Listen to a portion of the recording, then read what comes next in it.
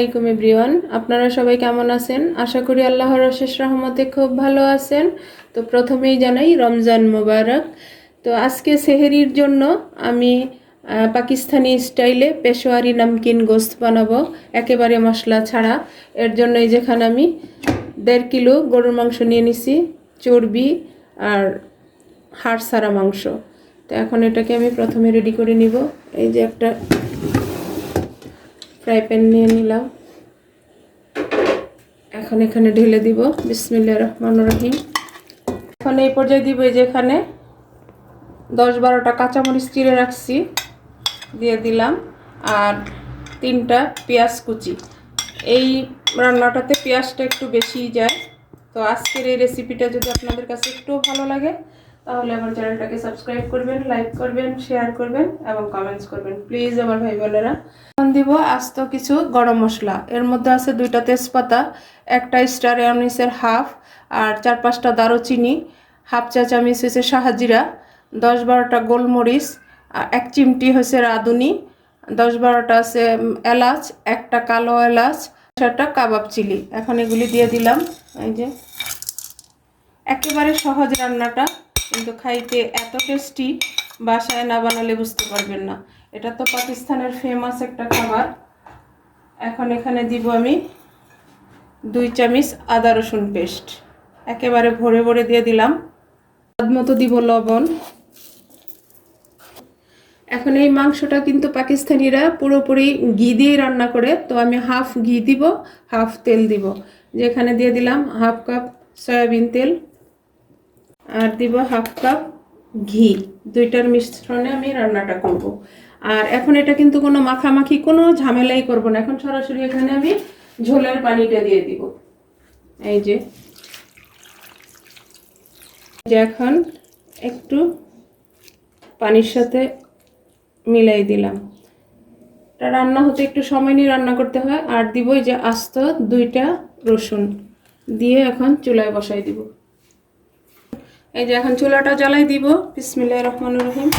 High ফ্লেমে এটাকে আমি 10 মিনিট রান্না করব। 10 মিনিট পর আমি এটাকে লো টু মিডিয়াম করে আরও 20 মিনিট রান্না করব। টোটাল 30 মিনিট পর আপনাদের সাথে এবার দেখাইতেছি যে আজকে আমার পেশোয়ারি নামকিন গোস্ত কেমন হলো। দেখেন 30 মিনিট পরে আসলাম। মাশাল্লাহ মাশাল্লাহ, আমার এই মাংসটা কিন্তু অলমোস্ট সিদ্ধ হয়ে আসছে এই পেশোয়ারি নামকিন গোস্ত বানানোর জন্য।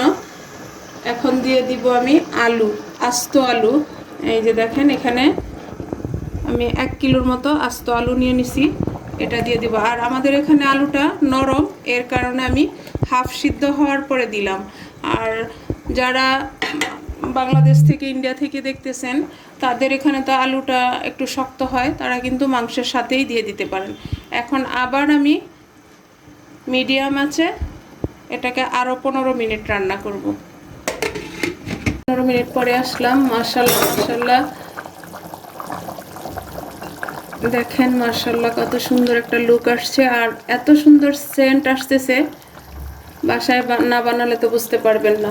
আর আমাদেরকে এই পেশোয়ারি নামকিন গোস্ত খাওয়ার জন্য হোটেলে যেতে হবে না, বাসায় বসেই কিন্তু আমরা বানিয়ে নিতে পারবো। এখন দিয়ে দিব এখানে আমার 2 চামচ টক দই আর 7-8টা কাজু বাদাম একসাথে পেস্ট করে নিছি, দিয়ে এখন মিশাই দিব। দেখেন লুকটা দেখেন মাশাল্লাহ। এরকম একটা রেসিপি যদি সেহেরিতে থাকে সবাই কিন্তু একদম চেটেপুটে খেয়ে নেবে।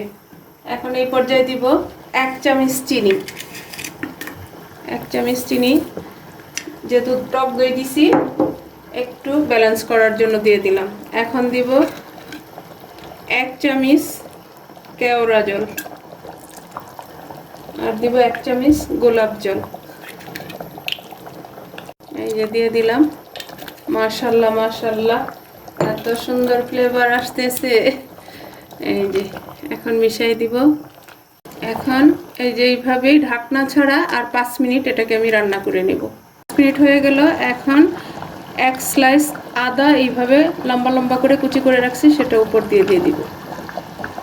এটা যখন খাবো তখন মুখে পড়বে আর অনেক ভালো লাগবে।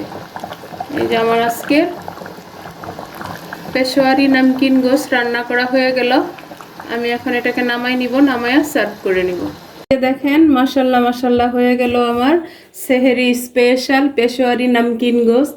আর হোটেলে যেতে হবে না, আমার রেসিপিটা ফলো করে অবশ্যই আপনারা বানায় নিতে পারেন। আশা করি নিরাশ হবেন না। আমার ছেলে তো বলে কি রান্না করছো আম্মু, এরকম। তো আপনারা বাসায় ট্রাই করলে বুঝতে পারবেন। এখন উপর দিয়ে একটু আমি পেঁয়াজ বেরেস্তা দিয়ে দিব, মানে দেখার সৌন্দর্য, এটাতে দিতে হয় না। আর এক স্লাইস আদা কুচি দিয়ে দিব।